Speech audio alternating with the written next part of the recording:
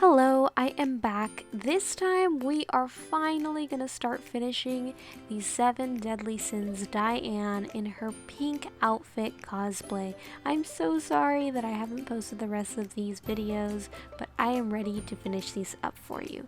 So, for this cosplay, I made my first boot covers ever, and I actually ended up using plastic wrap, the plastic wrap method, and I went ahead and used one of my boots. If you know me on a personal level, you know that I love boots. So I am crazy and will wear boots in the summer sometimes.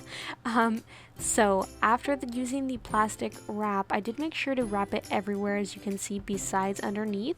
And I also went ahead and used some duct tape to duct tape the entire boot that had plastic wrap.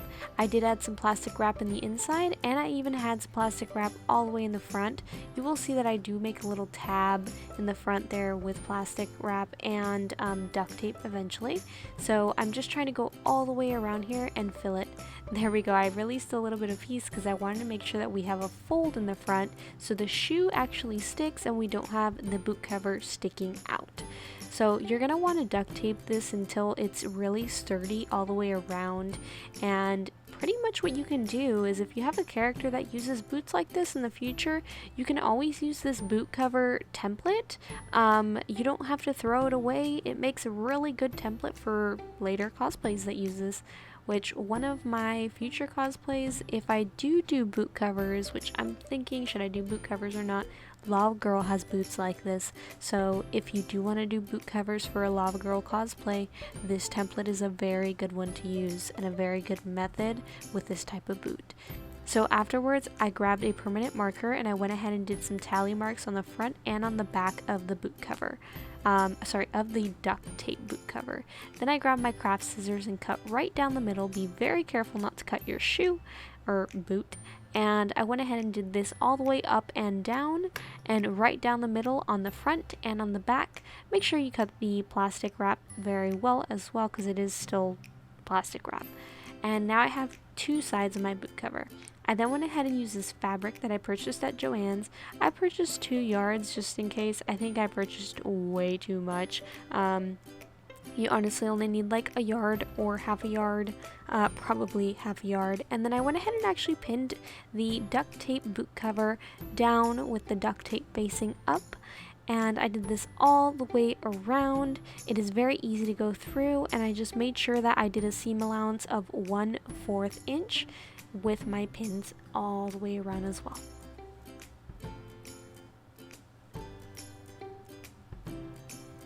As you can see, I did lay the boot cover flap there completely flat, so I made sure that even that front portion was flat as well. You want to try to make it as flat as you possibly can, and then use your fabric scissors, which I highly recommend having separate fabric scissors and having a pair of craft scissors, because if not, believe it or not, the blades will actually not last as long if you're using craft scissors or just scissors for both crafts and for fabric. So I went ahead and laid this down and did a duplicate because we are going to have 2 boots, so I needed to do another side as well, right?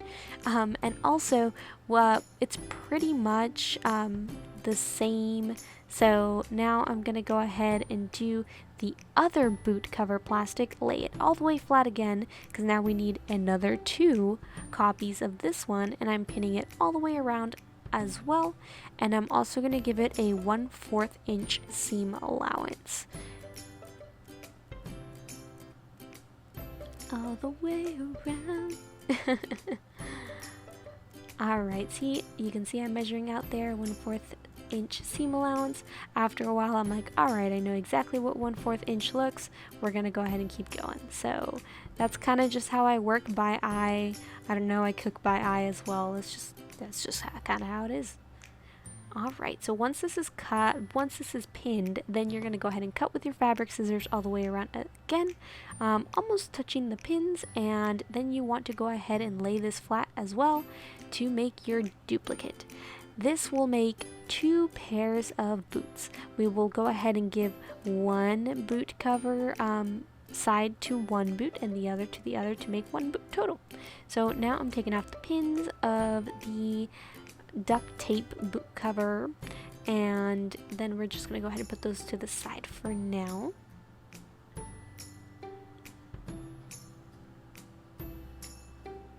I think I poked myself. I think that's what happened. It happens. So there we go. I'm adding one boot to one and then one to the other. I'm lining them flat together, and now I'm going to go ahead and just pin the sides, and I'm going to go ahead and pin the front as well. So as you can see, I'm pinning the side of the boots right now. Well, technically this is the back of the boot, and now I'm pinning the front, but starting from the top, because remember that under flap is going to go underneath the shoe. So now I'm going to go ahead and sew those pieces, which were pretty much the sides and the top there, not the top of the boot, but like the top side of the boot, if that makes sense. And I just went ahead and did a little zigzag stitch. I'm not sure exactly what the zigzag stitch is called. I just call it the zigzag stitch. And I went ahead and sewed that all the way through there. And I always go double just to make sure that the seam is going to stay well. You know, this cosplay is for me. I'm the only one that's going to be seeing it on the inside. So my seams, it's all however I want it to be. Don't be afraid to use a sewing machine. It is okay. And my sewing machine is a Brother machine, as you can tell. I love this machine. It was around $84 on Amazon. It was so worth it. I love it so much and totally recommend it for beginners or just as a sewing machine in general. It was super easy to learn, and I love it. I love it so much. Now I'm going around at the bottom and actually folded down the inside so I could kind of give it a seam. You will see that I actually did end up sewing the little tip at the bottom there as well. And now I'm adding some 1-inch elastic. This was about like 2 inches long, and I did it right in the middle of the boot cover. This is pretty much just to keep it sturdy. I feel like I could have done 1 inch so it'd be a little bit tighter. So it's all going to be depending on how big your boot is, but you do want to add that just so it's a tighter fit. I feel like I need to sew it on a little bit tighter though. I would recommend it. And I'm doing the same thing with the other boot as well, adding a little just fold, and I'm adding my 1-inch elastic, which is technically 2 inches long. So 1 inch thick, 2 inches long.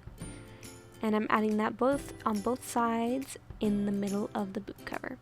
So this is the boot cover. Now I'm slipping it over the boot. I did it from underneath, and now I'm just folding in the boot. So now I'm trying it on, making sure that it fits. So sorry, I had D&D and I had to continue. I was like, I'm not gonna stop. I added some little fox fur that I got from Joann's. I bought 1 yard. It was pretty much like half and half a yard, pretty much even for me. They did have a little bit thicker fur, which on her boots she does have a little bit thicker fur, and I just hot glued it with the gun all the way around.